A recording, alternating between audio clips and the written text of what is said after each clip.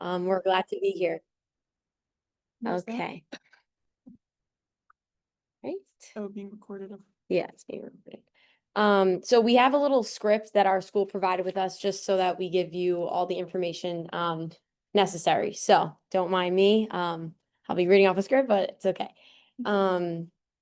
Okay, so although falls are the leading cause of injury and accidental death in adults over the age of 65, they could be prevented. By taking control of your health and utilizing the resources available to you, you can reduce your risk of falls and continue to participate in the activities you enjoy. Okay. So our presentation goals. By the end of this presentation, which will take about 15 minutes, you will gain knowledge that will help you lead your healthcare team to reduce your risk of falls. Specifically, by the end of this presentation, you will be able to recognize that most falls result from interacting risk factors, describe how occupational therapy practitioners or occupational therapists can help you reduce your risk of falls, and identify strategies and resources that you can use to reduce your risk for falls. We also have handouts at the end, and we will be doing some balance and fall risk assessments just to check your risk for falls. Okay. We're gonna give you handouts at the end, so I don't Mhm. think you need to take notes. Mhm. Okay, so You're gonna give any pens and stuff? Yes. yeah, we'll provide yeah, everything. Yes, that's right. We got pens, we got paper. Oh wait, I am. That was it. Sorry. There you So, why do falls happen? In most cases, falls experienced by older adults are caused by several risk factors that occur at once. So types of fall risk factors. Fall risk factors are commonly placed into three categories. So there's physical, behavioral, and environmental. Am I on the camera? I'm actually on the camera, invisible. Physical risk factors relate to changes in the body. Impaired balance is an example of a risk factor. Behavioral risk factors are things we do or don't do that increase fall risk. So, for example, not asking for help when doing something that might cause a fall is a behavioral risk factor. So just being aware of what you feel comfortable with and not, and where you need help.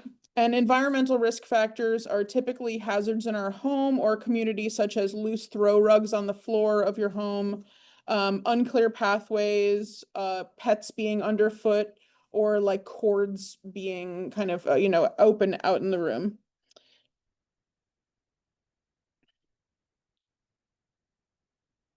So because we're occupational therapy students, we want to explain a little bit about why occupational therapy is, helpful for falls. So Julia is going to explain to you a little bit more about occupational therapy. Oh. Occupational therapy and physical therapy. We will tell you right now. Perfect. Okay. So in our off the script, occupational therapy, off the script, occupational therapy focuses on activities that are functional activities that you do every day. So cleaning, bathing, toileting, things like that. So if one has trouble with that, we will focus on doing therapeutic activities to help them with those tasks. Whereas in my opinion, physical therapy is more like strengthening your body and strengthening or like preventing injuries, whereas occupational therapy, we strengthen, but then also have the goal to get you back to your functional activities, if that makes sense. Yeah, oh yeah, we work with physical therapists all the time. So yeah. Occupation meaning like activity. Yeah. Not jobs, so occupational therapy is like it's like getting you back to your daily activities, basically, Mhm. so that you can thrive and enjoy your life. Yes. So I can move on from, yeah, so our occupations are our daily activities, which is awesome to work with people just to get them back to doing things they love and want to do and need to do. So the term occupation refers to a person's meaningful activities. Your life is made up of many occupations. My occupations include being a student, cleaning my room, and feeding my cat. His name is Clark. Your occupations, the day-to-day things you love to do, are linked to important roles in your life, such as being a grandparent, a friend, a volunteer, a spouse, an employee, or a caregiver. Most of us are happy when we engage in activities that reflect our values and identities. The fear of falling or an injury caused from a fall can keep us from doing the things we like to do. That is where occupational therapy comes in to help us safely do what is meaningful to us. Okay.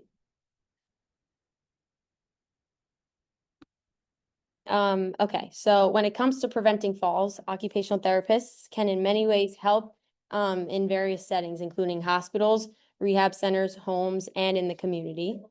Occupational therapists work with people at risk for falls to help them better understand and manage their risk factors, whether these are physical, behavioral, or environmental.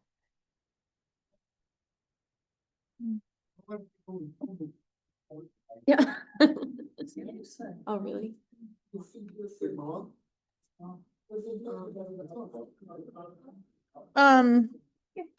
Has any questions? Yeah, does anyone, Oh. That's up to you if you wanted to, at the end, just repeat the question because people online can't hear it. Oh, okay. Stand there. Oh, is that what it is? Oh, okay, got it. Thank you very much. Am I on the right slide?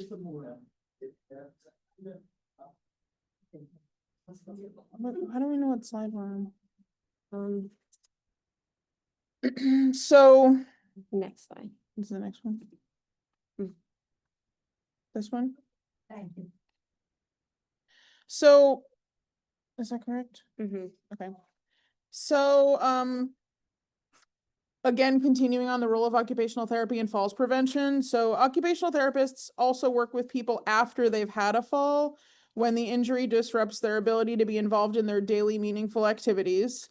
We work with people, we're not occupational therapists yet, we're still students, but occupational therapists work with people who have sustained injuries such as hip fractures, wrist fractures, head injuries, after a fall, to answer the question, how can I do the things I need to do on a daily basis to care for myself, my home, and fulfill my responsibilities? Wait, leave it. Okay. Yeah. So for those with physical and mental challenges, changes that make it harder to do things, occupational therapy can be directed at improving skills and abilities, like strength and balance, and how we plan out our tasks. Teaching people how to modify, we do a lot of adapting activities so that they can do them safely, or changing the area or environment around them to reduce the risk of falls. Your home can be made safer, like by doing things like improving the lighting, removing tripping hazards, as I mentioned before, like clutter and electrical cords. So it's important to remember that the risk of falling increases with the risk of the risk factors present. So like I said, all those things kind of add up in the home. Reducing them helps. So it might be difficult to get rid of all the risk factors, but a little bit can go a long way, and small changes in your home can really impact you in the long term. Okay, so now we'll talk about how we can reduce your risk factors. The hallmark of all occupational therapy interventions is that they incorporate your valued occupations into the occupational therapy process. So an occupational therapist will look at what you want to do and how you want to do it, considering your risk factors. A few key physical risk factors include medication interactions, impaired vision, and poor balance. So for physical, it is not unusual for a person to use many different types of over-the-counter and prescription medications.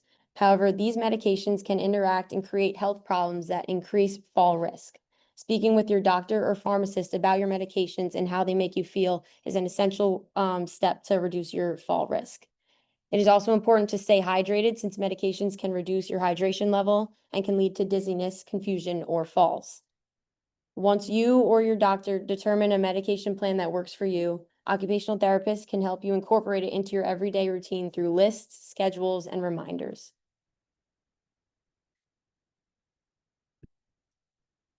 Okay. Another risk factor is vision. So vision issues can cause difficulty with balance. Vision problems can also make it hard to judge how far something is away from you. and to move around obstacles in your path. It is important to have your vision checked by an eye doctor on a regular basis to monitor any vision declines. Exercise and sleep are also important to eye health.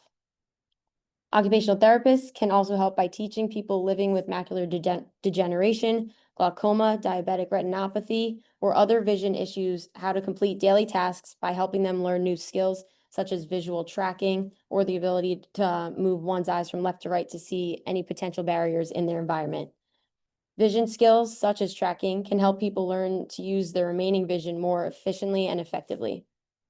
Occupational therapists can recommend special devices and products to compensate for low vision.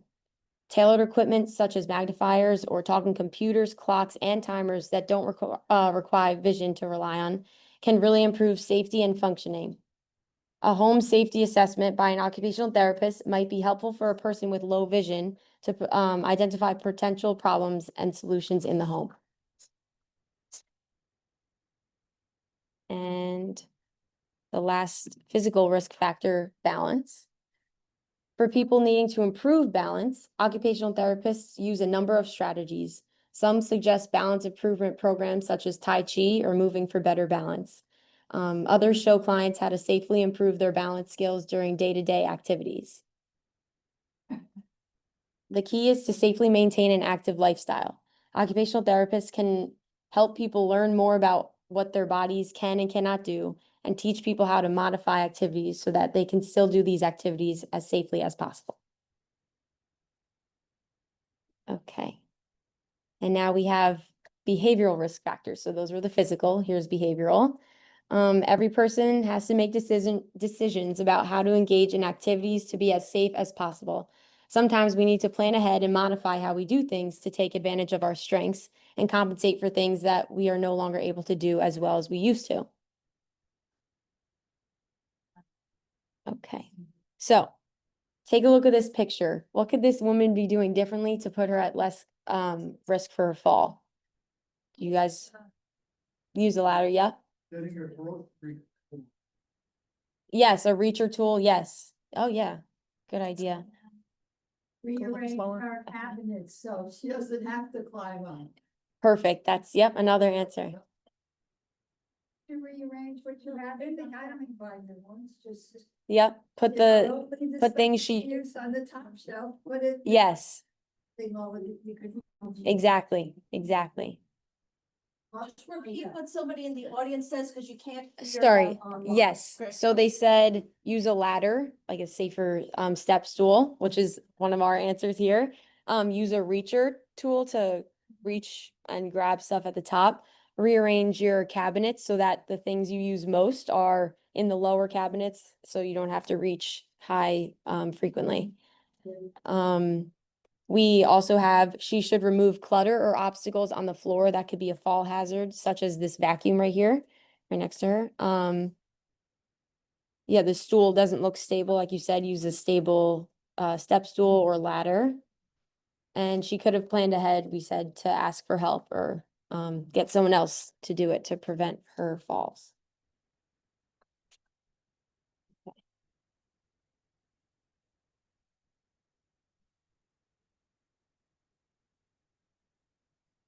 So environmental risk factors. So our homes may contain fall risks that we may not be aware of.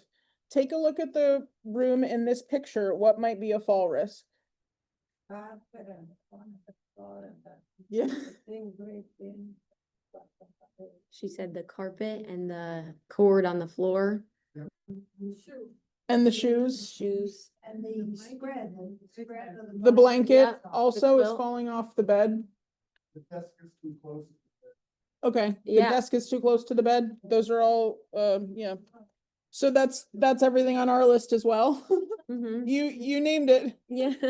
But you know, it's one of those things where I don't think it's not intended, right? It just happens that way. You come home, you're tired, you throw your shoes down, you don't want to get up and fix it, and then you wake up in the morning a little groggy and it's set up like that. So just being aware of that kind of stuff. So yeah, the bed covers should not lay on the ground. The throw rug should be flat and actually securing your rugs to the floor with rug tape or a rubber backing would be recommended if you do need to have rugs on the floor. The shoes should be stored or kept, by the front door, wherever's easiest. The light and the tissues are not within reach from the bed.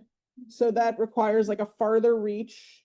So it seems like they have the table close to the bed, but then the lamp and the tissues are all the way to the edge. So finding a setup that makes more sense in that way, and the cords should not be on the floor. And, you have a tendency to fall off the bed at night? Do they put like, rails on the bed, on the side of the bed? If you wanted to invest in something like that, I'm not sure, They like do. you could get it installed, yeah, if Yes. you wanted to, that's like Yeah. an option. Well, that's not for me. I mean, Oh. I'm But just, yeah, a person. Yeah, who needs yeah, no, I didn't mean you, I Yeah. meant people in general, Yeah. sorry, Both that too. a lower a bed. lower bed. Get up. It's too low. I know, You're there's a stuck lot in of bed. things, right, a lot of things to consider.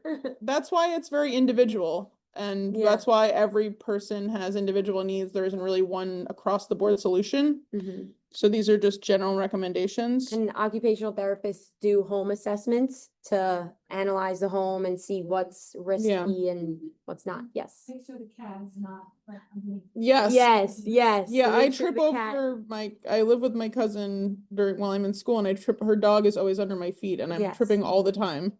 So so- pets are a risk factor Yeah. too, believe it or not. Okay, Remember from here, just a couple of weeks ago, she fell in her apartment. And with the dog, I don't know what was going on, so with the dog leash, she fell Yeah, and she got. yeah. okay, the dog A leash, lot yeah, you get wrapped The up, falls happen from walking dogs too. Yeah, yeah. dog leashes. And our pets are important to us though, Yes. therapeutically as well, right? So it's striking a balance. Mhm. So yeah, as Julia said, an occupational therapist, home safety assessment involves carefully evaluating a person's abilities and determining whether the home environment fits for the person and supports independence. Room by room checks for safety hazards combined with a thorough assessment of a person's functioning in the home provide a complete picture of home safety. Evidence available to date suggests that a one-size-fits-all approach to home safety will not reduce falls. As we said, everyone's very unique. That's the difference occupational therapy makes. An occupational therapist puts you at the center of any recommended changes. So they really look at your lifestyle and what your needs are, and there is no one-size-fits-all approach. So reflecting on what we've talked about, what might you do or what have you done in the past to protect yourself from falls? And does anyone have tips to share that we haven't covered? And I'll repeat on the mic for the people on the Zoom. Does anyone have anything that's worked for them? I know, well, I mentioned I fell last month. Yeah. Some people know that. But, I've been looking at the ground a lot. when I Okay. Walk, but then you have to look up too. Because, Right. A bicycle could be coming your That's way, true. a motorcycle. Yeah. Okay, yeah. So one participant mentioned looking down at the sidewalk, but also needing to look up to make sure a bike isn't about to crash. Their cell phone and walking and looking down. Yeah, Yes. yeah. Right, everybody's on their cell phones a lot now, so not everyone is looking in front of them. Mhm. I find start like having to look down and up, I walk slow. Okay, so ending up slowing down when you're walking because you're looking at a lot of different directions for your safety. Exercises so you can improve your core. Okay, yeah, core strengthening exercises is another recommendation from the audience. Does anybody online have anything that they want to say? Shoes should be. Good shoes. Yes. That's Tight. that's a great recommendation. Do I Good. get- do I get exercise?